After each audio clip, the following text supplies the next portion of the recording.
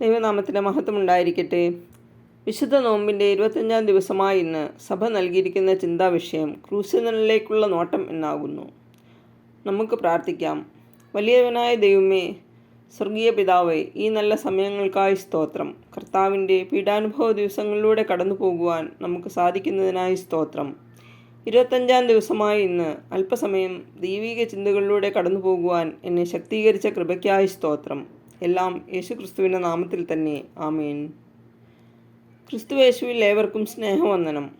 പകുതി നോമ്പിലേക്കായിരിക്കുന്ന ഈ ദിവസത്തിൽ സഭയായി നമുക്ക് ചിന്തിക്കുവാനായി ലഭിച്ചിരിക്കുന്ന വിഷയം ക്രൂശിതനിലേക്കുള്ള നോട്ടം എന്നതാകുന്നു. ഇന്നേ ദിവസം ചിന്തിപ്പാനുള്ള പാഠഭാഗങ്ങളിലൂടെ നാം കടന്നു പോകുമ്പോൾ കാണുവാനായി സാധിക്കുന്നത് ദൈവം മുമ്പാകെ പിറുപിറുക്കുന്നവർക്ക് ശിക്ഷ ലഭിക്കുന്നതായി മനസ്സിലാക്കുന്നു. ശത്രുഭാഗത്തു നിന്ന് രക്ഷിച്ച് ആഹാരത്തിന് ആഹാരവും പാനീയത്തിന് പാനീയവും നൽകി വഴി നടത്തിയ ദൈവത്തിനെതിരെ സംസാരിച്ച ജനത്തിനിടയിൽ അഗ്നിസർപ്പങ്ങളെ അയച്ച ദൈവകോപം കാണുവാനായി സാധിക്കുന്നു.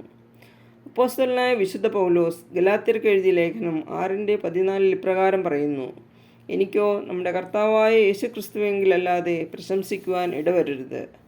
ഇവിടെ കാര്യങ്ങൾ വളരെ വ്യക്തമാണ്. നാം നമ്മിൽ പ്രശംസിക്കുന്നവരായി തീരരുത്. പ്രശംസ എപ്പോഴും ക്രിസ്തുവിലായിരിക്കണം. നമ്മുടെ ഇന്നത്തെ ചിന്താവിഷയവും അതുതന്നെ ആകുന്നു. നമ്മുടെ നോട്ടം ക്രൂശിതനായ ക്രിസ്തുവിലായിരിക്കണം. അവൻ നമുക്കായി ഏറ്റ കഷ്ടതകൾ, നിന്ദകൾ ഓർക്കുമ്പോൾ നമുക്കെങ്ങനെ കർത്താവിന് ഹിതകരമല്ലാതെ ജീവിക്കുവാൻ സാധിക്കും? ഗലാത്യർ 6:15 പറയുന്നു: പരിച്ഛേദനയല്ല, അഗ്രചർമ്മവുമല്ല, പുതിയ സൃഷ്ടി അത്രേ കാര്യം. ഈ അവസരത്തിൽ നമ്മുടെ ജീവിതയാത്രയിൽ സഹജീവികളുടെ വേദനകൾ നാം എത്രത്തോളം മനസ്സിലാക്കുവാൻ ശ്രമിക്കുന്നുണ്ട് എന്ന് ചിന്തിക്കേണ്ടതാകുന്നു. വിശുദ്ധ യോഹന്നാൻ എഴുതിയ സുവിശേഷം 3-ാം അധ്യായത്തിൽ നിക്കോദിമോസ് ക്രിസ്തുവിനോട് ചോദിക്കുന്നു: മനുഷ്യൻ വൃദ്ധനായ ശേഷം ജനിക്കുന്നത് എങ്ങനെ? രണ്ടാമതും അമ്മയുടെ ഉദരത്തിൽ കടന്ന് ജനിക്കാമോ എന്ന് ചോദിക്കുന്നു. പ്രത്യക്ഷത്തിലല്ലെങ്കിലും നമ്മുടെ ചിലരുടെ മനസ്സിലൂടെയെങ്കിലും ഈ ചോദ്യത്തിലുള്ള ചില സാഹചര്യങ്ങളിൽ കൂടെ കടന്നു പോയിട്ടില്ലേ? എങ്കിൽ തുടർന്നുള്ള ഭാഗങ്ങളിൽ അത് നമുക്ക് വ്യക്തമാക്കി തരുന്നു. വെള്ളത്താലും ആത്മാവിനാലും ജനിച്ചില്ല എങ്കിൽ ദൈവരാജ്യത്തിൽ കടക്കുവാൻ സാധിക്കുകയില്ല. നാം നമ്മുടെ ചിന്തകളെ, നിലവുകളെ, പ്രവൃത്തികളെ, സംസാരങ്ങളെയെല്ലാം ദൈവിക ഇഷ്ടപ്രകാരം ഈ നാളുകളിൽ ക്രമീകരിക്കുന്നില്ല എങ്കിൽ വ്യക്തമായി ദൈവവചനം നമ്മെ പഠിപ്പിക്കുന്നു ദൈവിക രാജ്യത്തിന് നാം അർഹരാകുന്നില്ല എന്ന്.